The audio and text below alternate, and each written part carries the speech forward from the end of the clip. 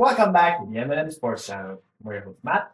And Mike. Coming at you with favorite picks from the Green Iron every week. Week 17 is in the books. Mike, what do you overview? Week 17. Wow, it went back. It went by too fast, right? I wish it was week one again.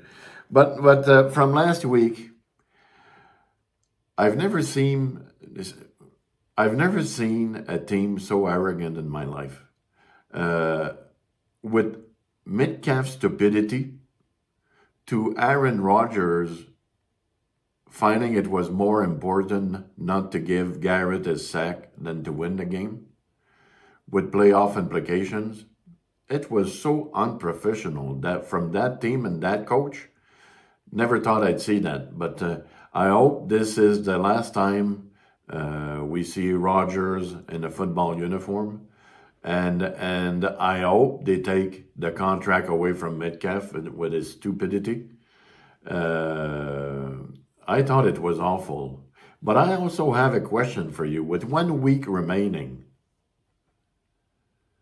who do you think has the MVP wrapped up, or does week 18 matter? I, I think week 18 does matter, and it's kind of wild saying that last week of the season. But, you know, I know he had a bad game last week, but I think Matthew Stafford's got it in the bag. I mean,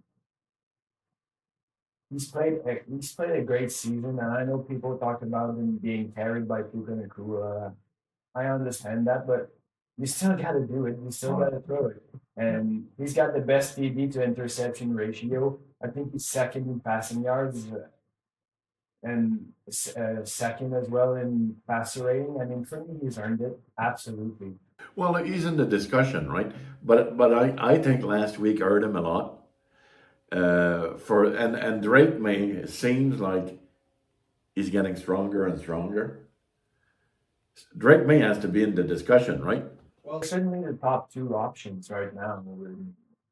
I don't see really another option that comes to mind for MVP. This, it's primarily a quarterback award to win. So And Allen was in the mix until maybe week 14, 15, right? yeah, I mean, slowly dropping, not playing awful, but not playing an MVP caliber season.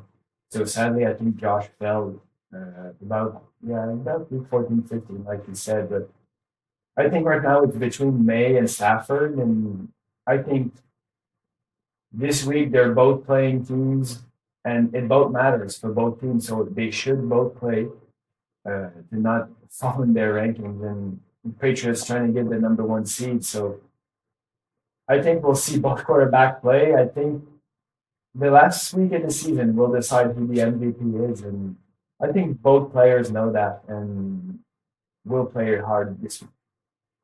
So and one other thing that I thought was very important was the battle of the last place team. And well, the Giants can't do anything right, right? The only thing they had to do is lose the game to get the number one draft pick, and they can't even do that. I had the Raiders to win last week, which didn't end up happening. I thought the Giants were smart in that and trying to lose this game, but trying to make their fans smile by dropping in the picks. Can you really drop a game? Like that's the question. Like I'm sure the Giants fans were wishing that they would lose. It's difficult to say. I don't think you can go to your players and say, "Well, don't play good." Uh, I thought that would have been a chance to keep Dart on the bench, and anyway, why take a chance? He gets hurt. He's pretty much the franchise right now, right? Well, he's certainly the number one quarterback. I mean, there's nobody else on it. Yeah. With their top wide receiver down, their top running back down, a few pieces on the defense down. I mean, why win this game? I mean, Well, the Raiders did it beautifully, right? yeah, I mean they lost. They didn't show up. So they can win in the this week and not matter in the I think it's 89% and they still have their first pick. So I think the Raiders did a great business move, but And isn't that twice in a row now? for the Giants, yeah, the last 2 years they fumbled. I think last year was week. It was week 17 as well, where they picked up a win where they shouldn't have and dropped. So I mean, they still got a good wide receiver out of it, but Well, maybe we're wrong. Maybe uh, you should go for the win. Maybe I don't know. I don't know. But being a fan, whether it's from the Giants or the Raiders, you were hoping for a loss, right? you've got to look at it as a business decision.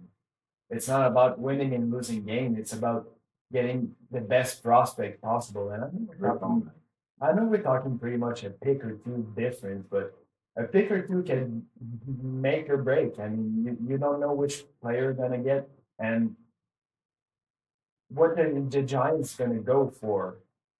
Are they going to go wide receiver? Are they going to go for Mendoza?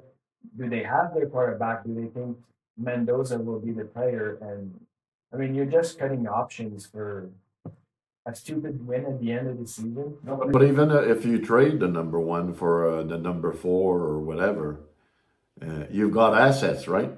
I mean, it's a loss on the Giants because I'm pretty sure the Raiders are going to go for a quarterback. But Yeah. that's Oh well, let's go for our week 18 matchups, man. so.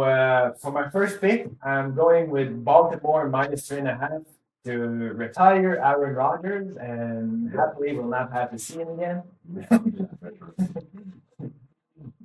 Just joking, but we're not big Aaron Rodgers fans. But I think with Lamar ready to go, officially will play, I think is a nail in the coffin for this team. And Baltimore minus 3.5. For my first pick, the Cowboys and the Giants. I don't see any of these teams playing tough on defense. I think they'll have a ball throwing the ball, and they'll be throwing that ball all over the field. I don't see how that game can be under. So the Cowboys and the Giants over 50. Well, for my second pick, I'm going for the other teams trying to make the playoffs, and I've got the Bucks minus 2.5. They won the first matchup earlier in the season. I think it was 14 or 13. But the only thing they'll have to do is to stop Rico Dowdle, I think, to win this game. But I trust Baker. I put the ball in his hand, and I think the Bucks win minus 2.5 against the Panthers. Well, I've got that game too. I didn't choose that prop. I think that the two strength is Tampa Bay will be using Irvin to try to control the clock, and their defense hasn't played great in the past weeks. So they'll try to get the defense sitting on the bench while they control the clock and the game and running Irvin. And Carol, the Panthers are the worst team against the run. So that's one of my prop, Irvin 59.5 over. And when they get the ball, I think they'll be throwing. I think Tampa Bay will take an early lead. They'll be throwing the ball, and like they did in their first meeting, I think McMillan had a $1.24. 59.5 again should be an easy number to reach. So in that game, I have two props. I have Irvin over 59.5 and McMillan over the same number, 59.5. Matt? For my next pick, I'm going with a player I've went with twice this season, and he's hit for me twice. So I'm going for on 3-3 for this player. It's RJ Harvey over 54.5. The game's been nothing to the Chargers. They shouldn't play. They already announced that Trey Lance will be playing. So I think the Broncos run their way to a win and chew the clock and secure the first seed. But my pick is RJ Arve over 54.5 rushing yards. They announced yesterday that Leonard would be the starting quarterback for the Colts. You mean you're gonna start a rookie against that defense?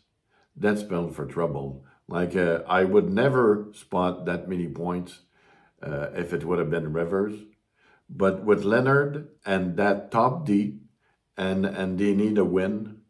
I think Houston will crush Indy to finish the year. Uh, so bad for the Colts, though. They were doing so well. That was your pick of the year. Everything fell apart mid-season because of injuries. They had a great season. Hopefully, they'll build on it. But I don't see how that quarterback, Leonard, can play well against that defense at home. So it should be over by the F. Houston minus 10.5. Matt? And yeah, it's so sad from my Colts. I mean, they started the year 8-2 and just falling apart. So I like that pick, Mike, and I'm thinking the same thing. I've got Nico Collins over 70.5, playing the 31st worst passing defense in the league, and they need a win. I mean, they also need a loss from the Jaguars to secure a playoff spot, but it's kind of a miracle. The Jags are playing the Titans. They should technically destroy this team, but they still have to win. It is the main thing, and I think they'll throw this ball all day, and Nico Collins should have a massive game. I almost took Collins, but I figured like if it's over at the half, I don't know if they'll protect them or not. That's why I decided to stick with Houston. I think it should be an easy game, and I'm afraid they won't throw the ball in the second half, just chewing the clock up. But it should be an easy game. My last pick, the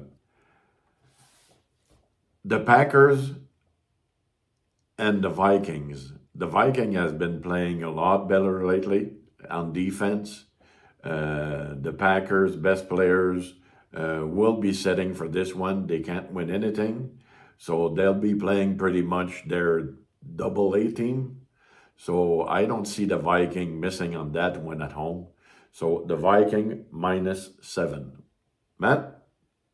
Well, for my last pick, I'm going with the Raiders plus 5.5.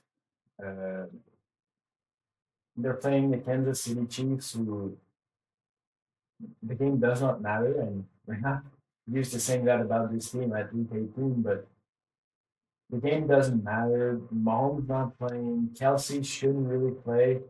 He's expected to play, but why play him at this point? I think the Raiders will want to end on a great note at home and win this game, which the first pick pretty much locked in at this point. I think it'll be a close game. I thought the under was a bit low, so I didn't take the over, but plus 5.5 for the Raiders. I think this is a great pick to make. Well, once again, thank you guys for watching. Would like to wish you guys Happy New Year and a great year for you guys. So we'll see you guys next week. Happy New Year, Possums. And we'll have a show next week to talk about what we see as playoff winners and challengers. And so we'll talk again next week. Have a great weekend.